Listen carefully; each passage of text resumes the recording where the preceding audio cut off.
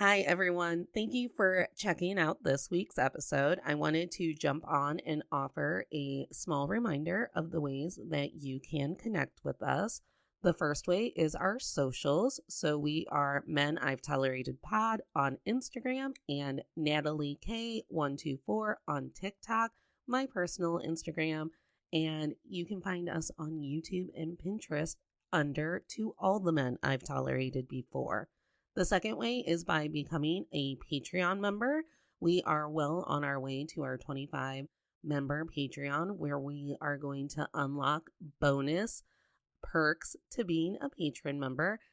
Shout out to all of our existing patrons. As an independently ran and funded podcast, your support means everything. Another way that you can connect with us is making sure to subscribe and leave comments wherever you can so we can start reading reviews on each podcast episode. Thank you so much for being here. Make sure to check out the merch store, and we will see you next week.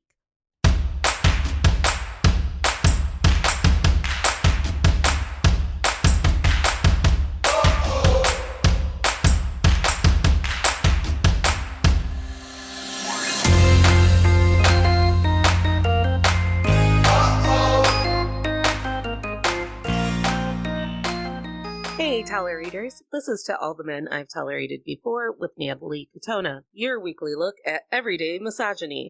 Today, my guest is the one and only Katie Majka.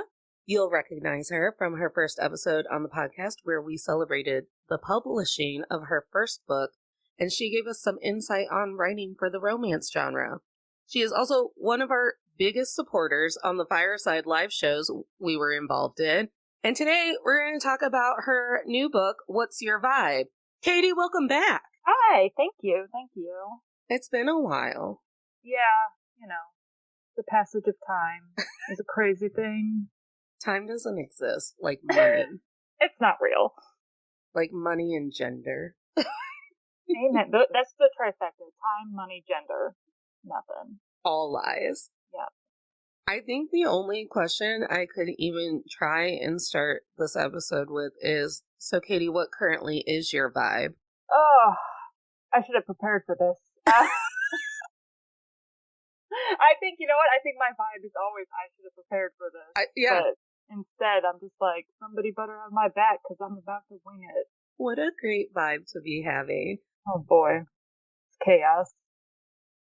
My current vibe is socially exhausted and am I not doing enough for pride? But then I'm like, I feel like some people just do nothing for pride, and that is how they celebrate pride.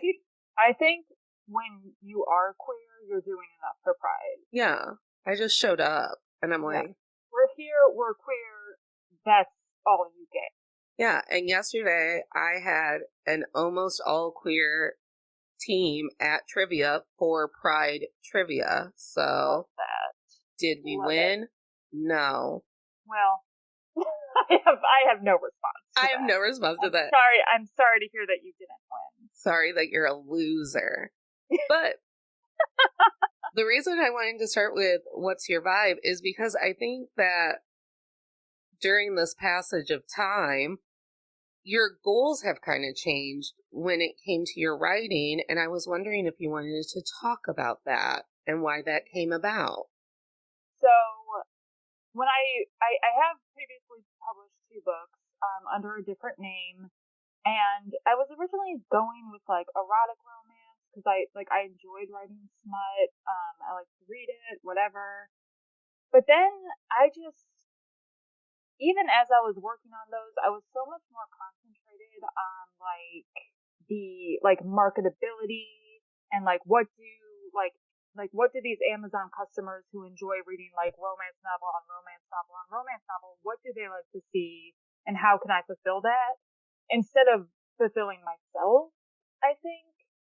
And so that became more of a struggle because then I think especially when you're going into something creative, when you start worrying about what other people want more than what you want, when you start worrying about numbers and views and sales, it's never going to be enough. And I think that's how I started to feel, where I'm just like, no matter no matter how all this works out, no matter how much I'm selling or doing, it's just not, it wasn't vibing, so to speak. Um, and then even over like the past year, I am demisexual. And for anyone listening who doesn't know what that is, demisexuality is when you don't experience sexual attraction based on like physical characteristics or first impressions. You have to form like a bond with someone, and then maybe you'll feel that like sexuality. And I've known that for probably like 10 years, but it took me a long time to accept it. And even when I accepted it, I wasn't really embracing it. So it was only been within the past year that I have been like starting to like celebrate that, because I think there are like there are phases to like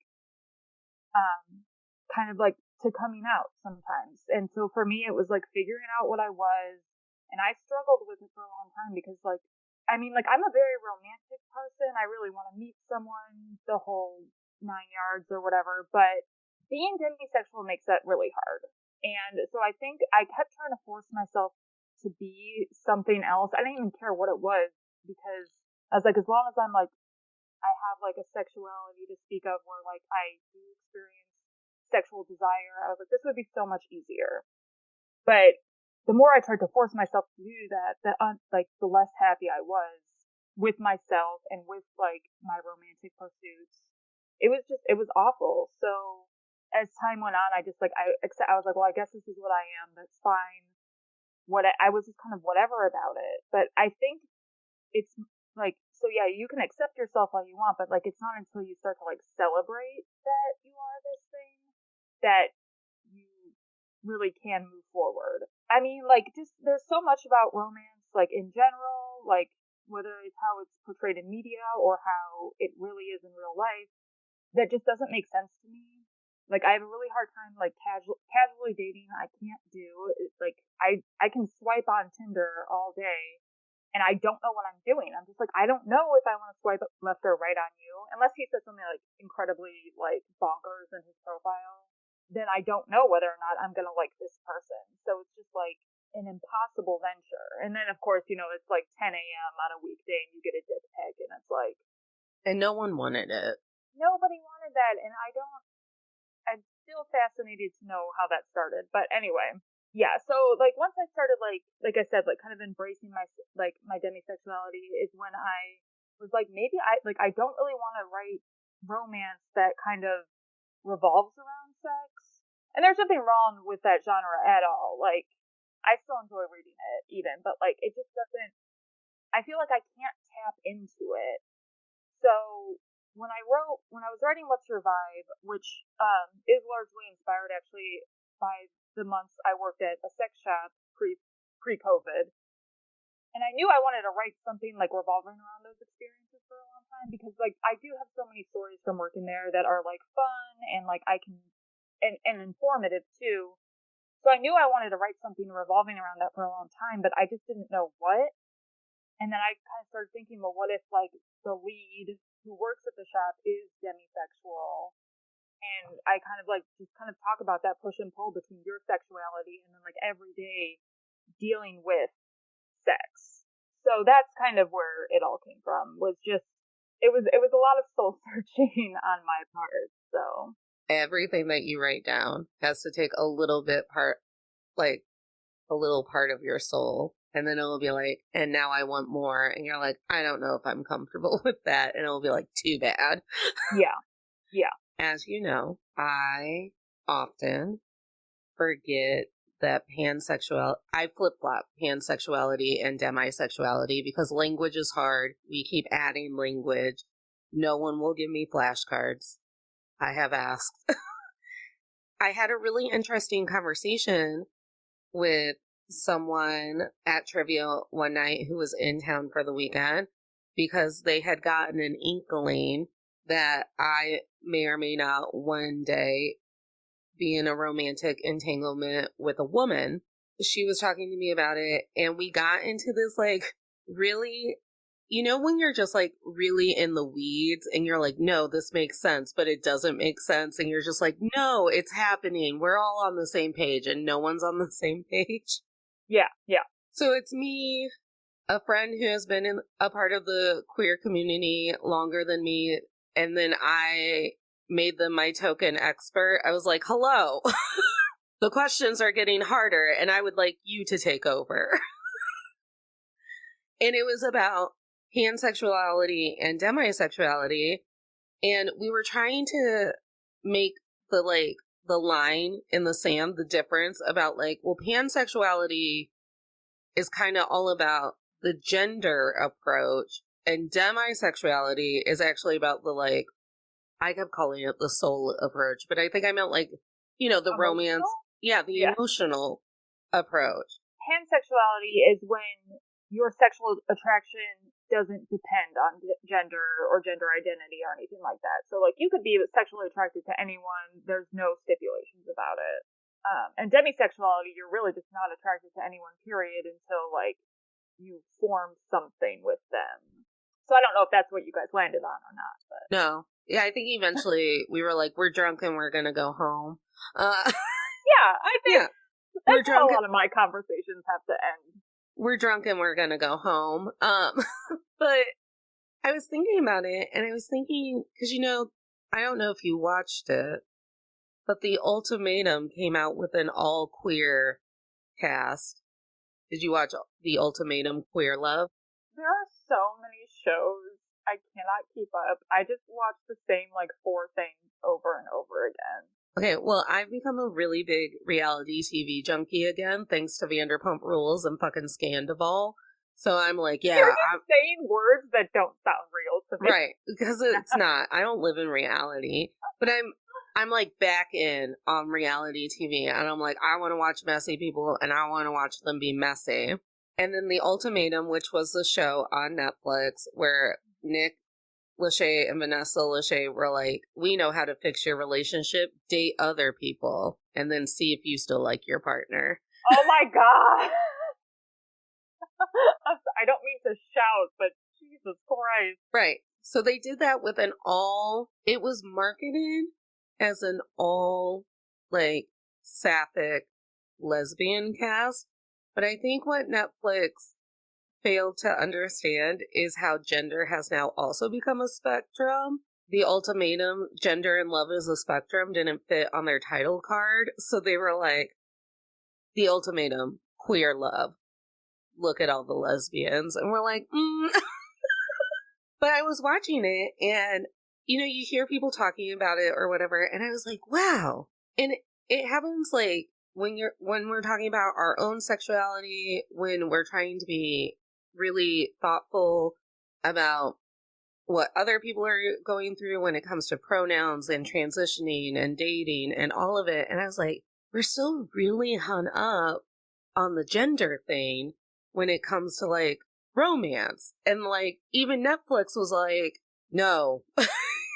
Because they, even in the partnerships, like, pronouns weren't honored. And we were, like, online following these people and being like, their Instagram profile says a way different pronoun description.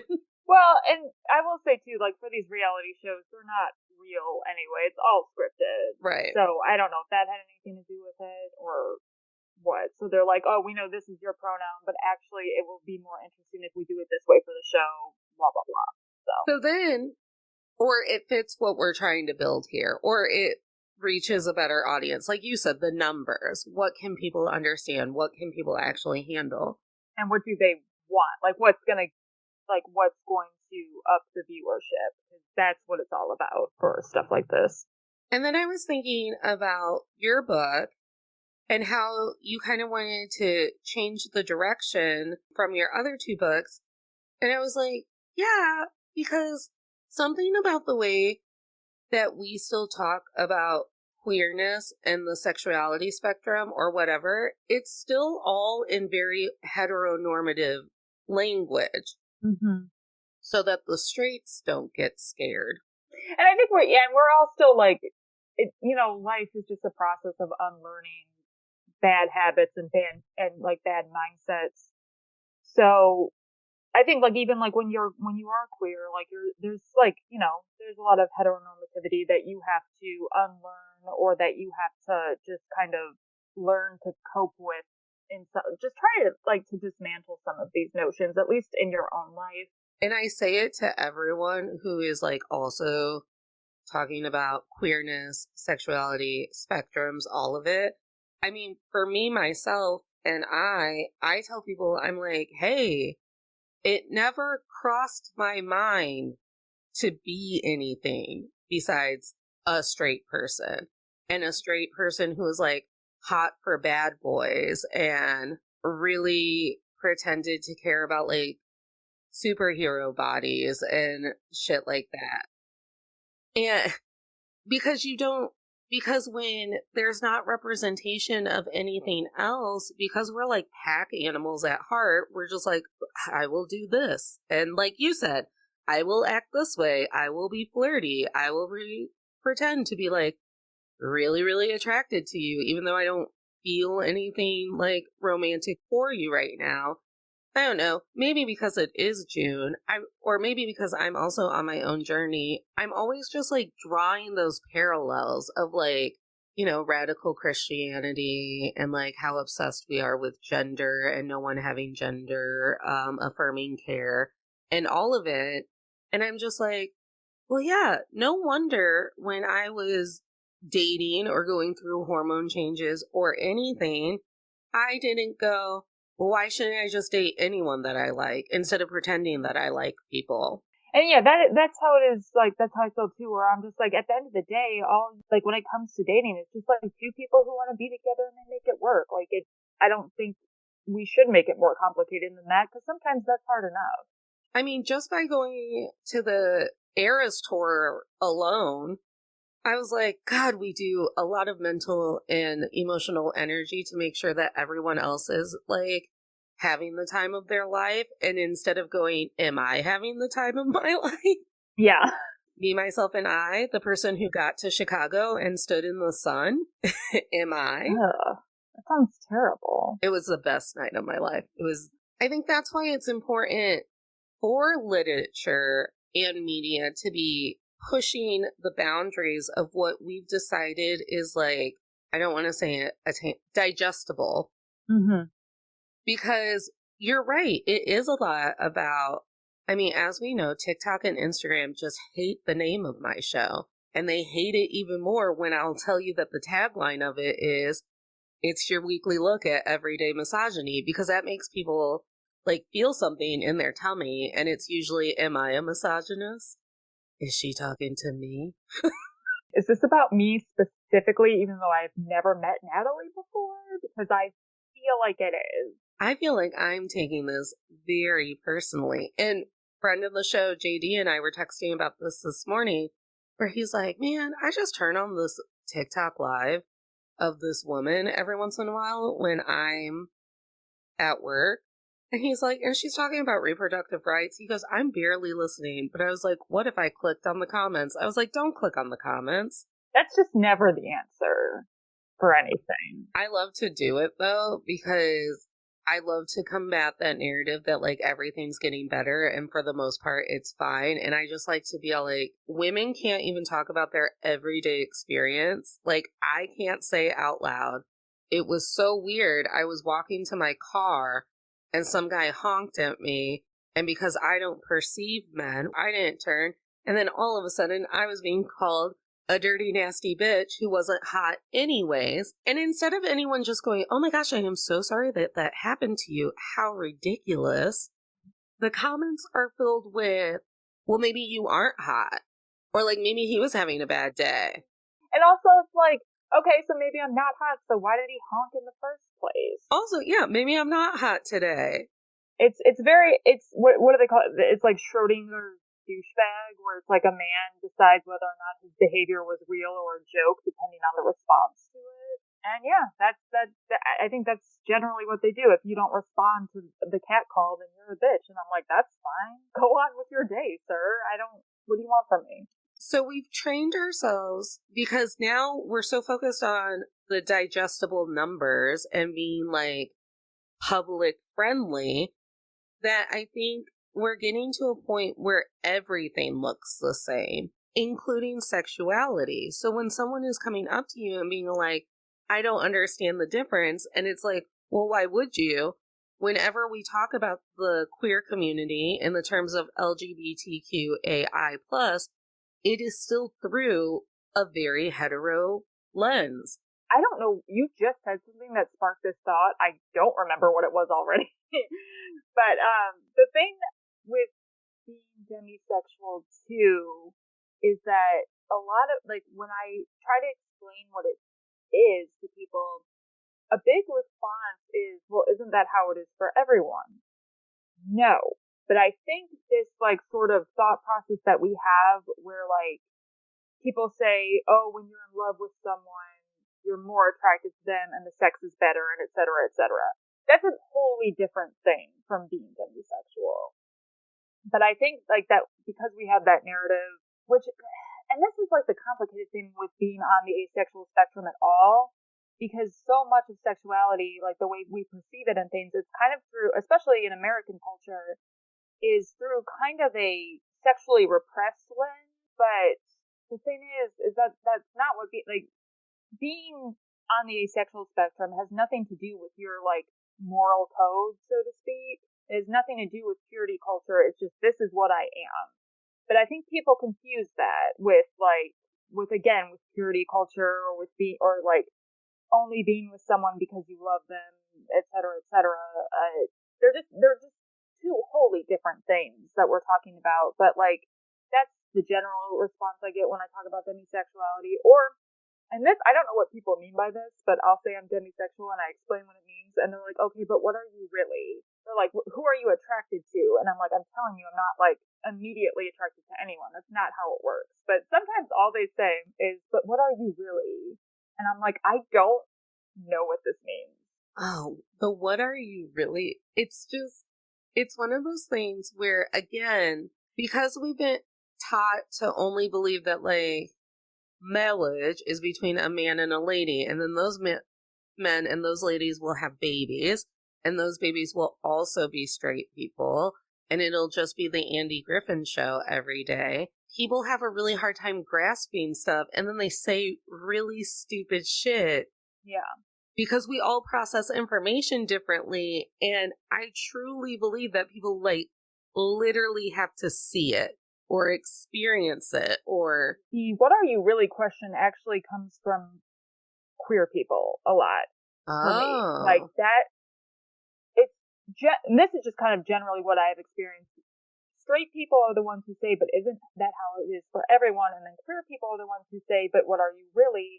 And I kind of think part of that is because I think in the queer community, it's just, sex is more freely talked about, like sexual attraction, because, like, and sexual desire. I think those things are more freely talked about in the queer community than in, like, heterosexual spaces. But then when you say, oh, I don't experience this kind of attraction, then that's where the confusion, then, like, a lot of, like, fellow queer people are confused because they're just like, it's just not computing. So it's like, it's a very different experience talking to people of different sexualities about asexuality.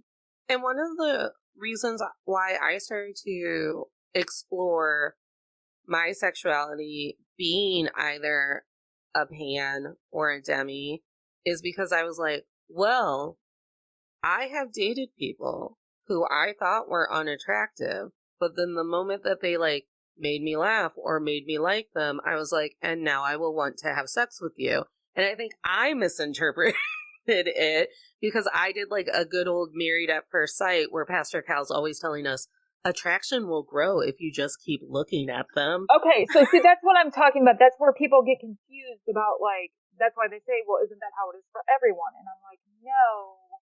And I almost don't even know how to explain it because I have never experienced sexual attraction at first sight or whatever. That's just not how it works for me. So it's hard for me to even explain the difference between the two. I just know they're different. Well, and I think the reason why I also explored pan is because I'm like, well, if in my 30s, I all of a sudden went, it's stupid for me to not want to date women or explore dating women. If I truly enjoy women's company better, then how do I not know that like through the transient property would also be something I would experience with my non-binary friends or my trans friends or anything like that. I've been so bogged down with heteronormativeness, and now we're living in an age where so much is opened up that it's like I need a term, but I don't need a term because I'm still figuring it out. I always say that my sexual preferences, we'll see how it goes. I love that. You should put that on a t-shirt. My sexual preferences, we'll see how it goes. Because otherwise, yeah, you are just kind of sitting there, like, having, like, a panic about it all the time. And it's like, who is the time for this much existential dread 24/7? I can't do it. I have enough problems. So that's, like, and like I said, over the past years, I've become comfortable in my demisexuality that I've just kind of started to feel that way about it, where I'm just like, I can't keep stressing about this. I haven't even met anyone that I might like yet. So you just kind of have to, like, I think at a certain point, kind of accept, like, you know what? We'll just have to see what happens. And try not to put so much pressure on yourself to live up to whatever label that you decide fits you. Because for me, like, I say this in the author's note of What's Your Vibe? I think labels are a great start to figuring ourselves out, but it's just one piece of it. You, like, because you're gonna find, I think, as you go through, like, dating and, like, romance, where there's always going to be an outlier. There's always going to be exceptions. When you try to stick to your label, I just think sometimes, like, you miss out on things, or, like, you get more confused when something happens that makes you question that label. It's just like, labels are a place to start. They're not everything. And I think that's important too. And I think the silliest thing is that, like, then people want facts to just, like, back up their silly vocabulary. Like, we run into that with, like, our conservative people that we have to spend holidays with, where they're like, but the science says, and I was like, whose science? Yeah. What science? I don't think conservatives believe in science, actually. I was like, the science where they just also made up words for what it was they were seeing. Yeah. I could be the first person to see an animal and just be like, that's a Kiki Mizzou. And then who's going to tell me no? Yeah, I would call it a Katie Jr. A Katie Jr., a Kiki Mizzou. And who's going to tell me I'm wrong? I'm the first person to see that fucking animal. Yeah. And then some man with money and an organization to back him up is going to be and like... a side part, probably. And a side part is going to come up in his helicopter, and he's going to be like, actually, the science says that animal is really close to a baboon, so we're going to call it a bamborino. And I would be like, bamboon is also a made-up word. We all made it up. I don't know enough about the etymology of animal names to contest your argument, so I'm just gonna agree with you. Someone at some point just had to make up the animal names and all of the phylums, families, and all of it, the way that they used to break it down to us in middle school. Yeah, I think those are all derived from Latin. Someone made up Latin. We're getting deep into the history of the human race. I thought we were both exhausted, and here you go. I'm always exhausted. That's my superpower. But let's bring it back to the book. So when it comes to What's Your Vibe, who is the ideal reader for What's Your Vibe? Like, when you were writing it, who did you picture writing it for? Well, I'll tell you what, you write for yourself first, and that is something I have learned tirelessly over the years. It's all about you first. You got to be narcissistic just a little bit, because otherwise you're not going to finish anything. But I do think, so my main character, well, there's two main characters because it is a romance. He is demisexual and then she is bisexual, because I honestly feel like demisexuals and bisexuals kind of face similar misconceptions about their sexuality. So I felt like that these were things I wanted to address, and then I just felt it was a way for them to kind of bond as well, and to understand each other. I feel like this is a romance for people on the asexual spectrum. Because again, like I said earlier, like the way we experience love it's different than allosexual people. So I wanted to kind of really deep dive into that. So, but I do think I have one chapter in particular, I mean the whole book, but one chapter in particular, Milo, who is my male lead, is talking about how it feels to be demisexual and how it makes him feel about himself. And I think just the way he talks about it, I do think it's relatable for anyone who has struggled with their sexuality. I think first and foremost, it's a relatable experience for asexual people. But the more I wrote it and the more I reread it, the more I was just I feel like this is something that a lot of people can relate to. Just finding their place and loving themselves regardless of how other people have made them feel. I would say because too. So I've talked to a lot of people about this. Because again, and this is something I've figured out over the past year, where I will read romance novel on romance novel on romance novel, and I'm not getting what I want out of any of them.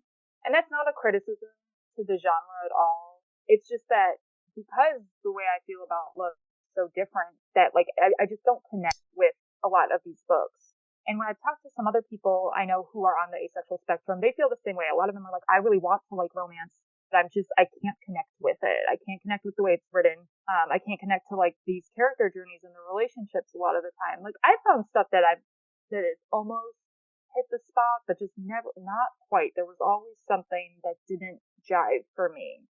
So that's kind of what I wanted to address with this book, is just how love is different when you don't feel sexual attraction, or at least when you don't feel it initially. Because I think initial sexual attraction a lot of the times is how we determine eventual romantic attraction, and that just doesn't work for some of us. Well, and if you think about it, not that I'm a doctor or a scientist. I'm just a lady with a microphone.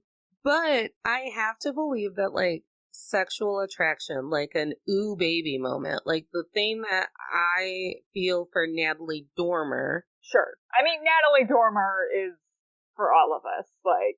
She's where we all can agree. Did you see that Gal Gadot is going to be Esmeralda in The Hunchback of Notre Dame?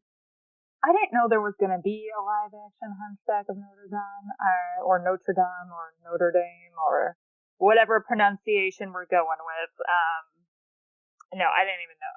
I know nothing about this. Well, anyways, that's going to be hot as hell. Because that is truly a really inappropriate children's movie that we all watched. Because that movie is both scary as fuck and hot as hell. So, make it make sense. It's so sexually explicit. It's so horny. I'm too demisexual for that movie. It's such a horny movie. And so, why I am wildly uncomfortable even discussing. And then you have an old white man being you're going to hell because you're horny, but I'm horny too. Yeah. It's oh no. Well, that's just a reflection of society. Right, and that's just our government currently. But anyways, so I'm pretty sure it has to be a different chemical in my brain that makes me feel really bubbly in my stomach whenever Natalie Dormer smiles.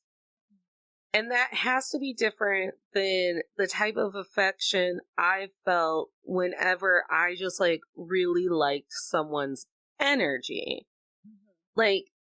Not that I know much about the brain. I barely have a functional one, so who's to say? But I have to believe that it's different. And what we've learned is through neurodivergence and all of it is that different parts of our brains fire at different frequencies. Some of us are math people. Why you would ever be one, I don't know. Godspeed to the math people. Some of us like numbers. Some of us like sports of all things. Some of us, have dedicated their entire lives to telling the society that they live in that it could be better. Just could. And so I have to imagine that when it comes to the asexual spectrum or whatever, that part of your brain is just on fire more than your Natalie Dormer is so hot part of the brain. Mm-hmm. I have no idea. I am also not a scientist. I will tell you, every time, you know how Ben Barnes does those T-Mobile commercials now? Every time I hear the T-Mobile jingle, I have a demisexual panic because I am wildly attracted to Ben Barnes and his magenta suit trying to sell me a phone plan. But I've never felt that way about anyone IRL, so to speak. So you have that with Ben Barnes, which I don't think I probably have seen that commercial, but there are several, and they are the greatest sexual thrill of my life. Have you seen the new Uber commercial? No. Okay. What's that one? Who's that? So all of the hot girls from Vanderpump Rules during the scandal, right? During the scandal, they took one of their songs. She wrote a song. It was called "Good as Gold." Look it up. And they made it an Uber jingle. And every time I hear that Uber jingle, I have to text my friend Annie, man, like the things I would allow Lala Kent to do to me if I just ran into her for 15 minutes. Sure. Yeah. The words you were saying are Vanderpump, Lala. I feel like we're talking about the Teletubbies. But you know, the feelings are the same. I can commiserate with the emotional response. Yeah. Like how all of a sudden at the ripe old age of 34, I cry every time I hear Cowboy Take Me Away. Oh, God. It's the same thing. And I think it's really important. Okay, like, are you watching Heartstopper? No, I haven't watched it. I do want to. Are you reading them? No, I told you I watch the same 4 things all the time, but I'll get around to it. Because I do want to watch it and read it. So I bought the first one at a bookstore on a whim. I was like, I'm going to do this. And then I rented all of them from the library, and I just kept telling people, I'm like, you don't understand. We don't get like really soft and like quaint and like giddy romance representation. Yes. When it comes to yes. When it comes to our male on male relationships, I loved Bros. No one loved Bros more than me. And I loved that movie. Oh my God. I thought it was fantastic. And no one had more side comments than me in case straight people weren't understanding what was happening in the movie. I was like, hi, I have notes. I have the director's notes, in fact. Actually, I'm glad you brought that movie up, though, because so there's this part, and I don't remember the exact quote, but I remember seeing it in the trailer a lot, where Billy Eichner is talking about the phrase, love is love, and he says, no, it's not. The way we date, the way we form relationships, the way we meet people, it's different. And that is how, and I know he's not talking about demisexuality when he says that, but oh my God, I felt that so hard. Yeah. And that was like that has stuck with me, even though I don't remember the direct quote. No, the feeling has stuck with me very much. He literally is having a meltdown because he's like, love is love is love is love. And he's like, and it's not. It's all of our process. And we try to make our process mesh up with someone else's process. And sometimes it's beautiful and sometimes it's fucking awful. When I think about Bros, I think about like how giggly I got when like Billy Eichner and the beefy one could like the stud. I don't know his name. I don't remember. When they could only like make love for the first time after they smacked the shit out of one another. And I was like, ooh, big mans. And I was like, but then I compared it to Heartstopper and I was like, well, this is important too, because I feel like every type of relationship has been put in this like really tiny box, and it all goes back to misogyny and how we view ourselves in the dating world. Right. And this is actually part of the reason I made the male character in What's Your Vibe. I made him demisexual rather than making the girl the character on the asexual spectrum, because I think about the way we talk about sex, and especially the way like men are taught to be sexual. I'm like, well, what happens when he's not? Like, how does that make him feel about himself? So that's what I really wanted to deep dive into with Milo's character, and how it just makes, how, like, the way we talk about how men, like, how we, like, in everything, like, this happens a lot in comedies where they're talking about a guy who doesn't want to have sex with a girl, and they're like, and, like, there's always a joke about, oh, well, he's probably gay. Ha, ha, ha, ha, ha. That joke has never been funny. It's always been, like, at least borderline homophobic. Just like, so, like, this idea that all men want sex all the time, I hate that. I hate it so much. So I really wanted to address that with, like, how, like, Milo feels about himself, because he doesn't feel that way, and his struggle with that, and just because, like, he's constantly invalidated about the way he feels. So that was a big deal to me to address it that way. Well, and I know that I've been in several social situations where I am the only person who felt the thing that I felt about something when I felt it.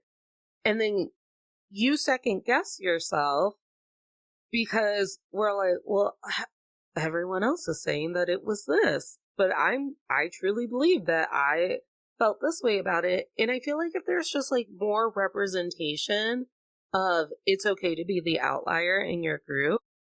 And then for the people who aren't the outlier in the group, it's like, it's also okay for you to just like hear those people out and just be like, oh, I wonder if there was more representation of, well, no, I actually don't feel sexual attraction the first time that I decide that maybe I'll pursue someone romantically. Or, well, no, gender, where you fit on the gender spectrum of it all really doesn't matter to me when I'm thinking about my ideal partner.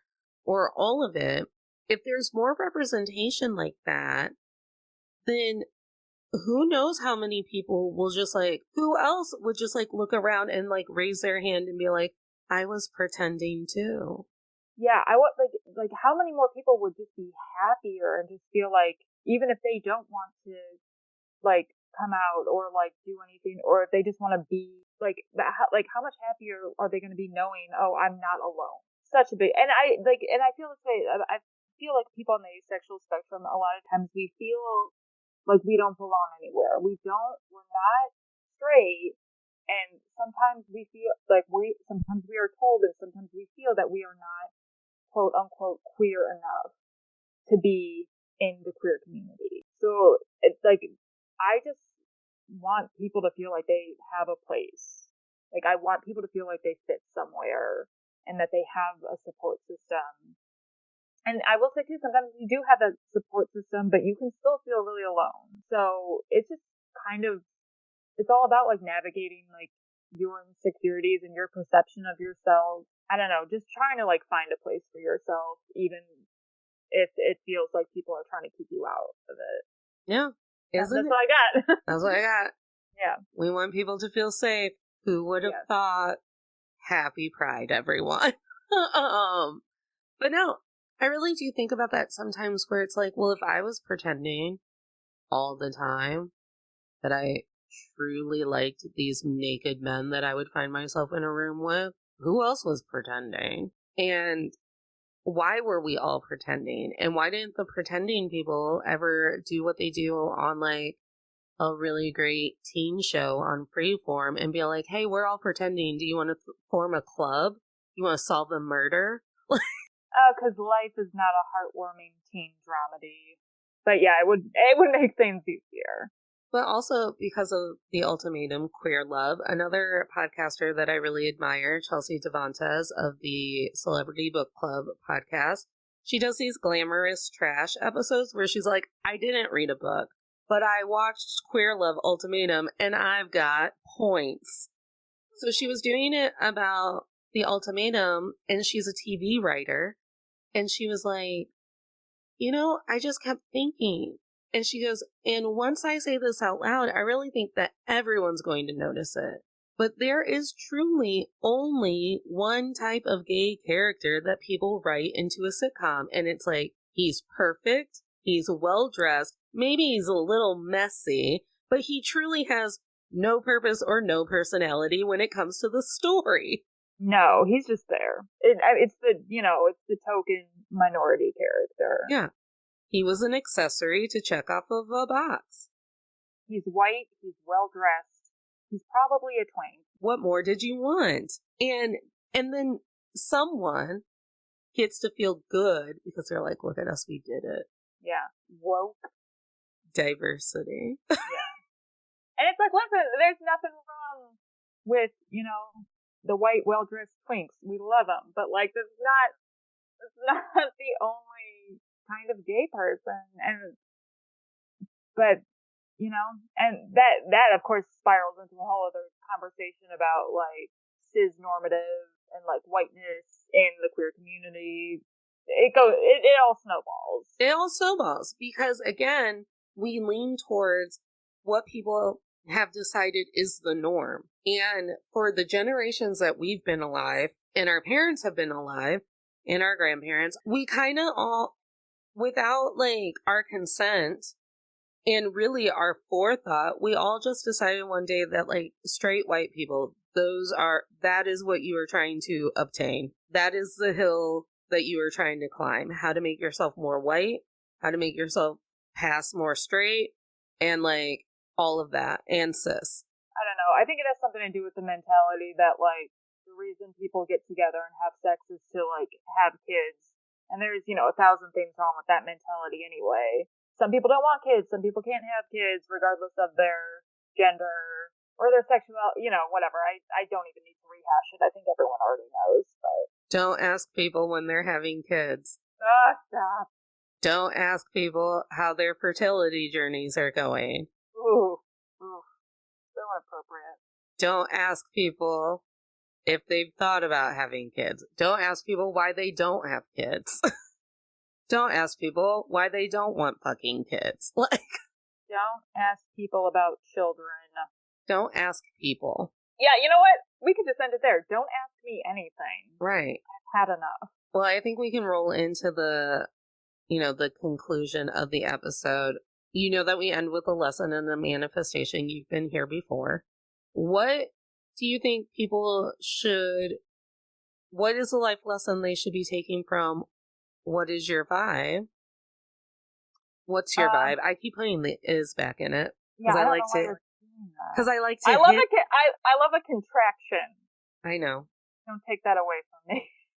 It's the same reason I say the target. I just like hitting things a little bit. God. The target. Anyways, what should people be taking away from your new book? What is the life lesson you would like to impart on the audience? 2 things. Number 1, do not wash your sex toys with dish soap. It's bad. It's bad news bears for so many reasons. Buy the book and find out why. Or Google it. Whatever you gotta do. And then the second one, I think, the second one is just about, there's a lot there. Just loving yourself, like, and like, knowing, like, when you get to know yourself, try to embrace the parts of yourself that people have told you are wrong, because chances are they're not wrong. They're just not the norm. Maybe sometimes they're not palatable, but you got to take care of yourself first before you can try taking care of someone else. Yeah, and I think my little fortune cookie lesson would be, it's okay to just tell someone, oh wow, I never thought of it that way. When did we lose that from our vocabulary? Oh wow, I never considered that. And it is okay to ask questions, but maybe, like, learn polite ways to do it. Maybe instead of just going, so what are you really? You could just go, could you go a little deeper into that? Because I don't think I got it the first time. Absolutely. Just try to be more conscious of the way others, like, this is just the mentality I have in general, like, put yourself in someone else's shoes. Just take another second to think about the things you're saying and how it may make someone else feel. Because you understanding something is not necessarily more important than the way you make someone feel about it. Yeah. And then what would your manifestation be for those listening? Man, we're manifesting everyone gets a good solid 8 hours of sleep, because I know for me, I'm exhausted. And just, you know, everyone have a good pride. I mean, everyone have a good life in general, but, like, you know, Have a good pride. Feel good about yourselves. Love yourselves, etc., etc. Live, laugh, love. There it is. Just ended my podcast with Live, Laugh, Love with a TJ Maxx sticker for the wall. Do it! Eat, pray, love. I think I'm going to manifest that authenticity comes your way if you feel like you haven't reached it yet. And I think I would also manifest that for all of us who are watching someone learn who their authentic self is, that we are a little bit kinder or patient or anything when it comes to like things like, but I've known you for 15 years. But last week you said this. Like, I think a lot of what we're experiencing right now when it comes to the discourse is that we've decided that people can't change their mind. Yes. Give people a chance to grow. Like, the human experience, like, we're all contradictions.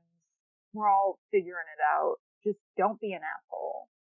And mark on every survey that asks you other for sexuality and then write down, we'll see how it goes. All right, Petey, plug. Where can they find you? Where can they find the book? So if you check me out on Instagram, it's catmagic.author. On Instagram, it's katmajik.author on Instagram. Even if you don't have an Instagram, I have a link tree in my bio that'll take you to the book, which is on a lot of retailers. Natalie, I don't know when this episode is airing, but by the time it does, I do think the paperbacks will be available too. So it'll be ebook and paperback. It'll be on Amazon, Barnes & Noble, Apple Books. It's all over the place. And then it'll also take you to like my Spotify. It'll take you to my email. It'll take you to my cover designer if you have any graphic design needs. Meg is incredible. So yeah, that'll take you to everything you need from me. And all of that will be in the show notes because I love to copy and paste. Perfect, because I guess I didn't have to spell my Instagram, but it's always helpful for people. While someone was spelling their Instagram on my friend Chris's podcast, I was actually typing it in with her because I already had my phone in my hand. See? It's all important. Here are some of the most important things you could be doing to all the men I've tolerated before. You can make sure to like and subscribe so you know whenever we're getting a new episode.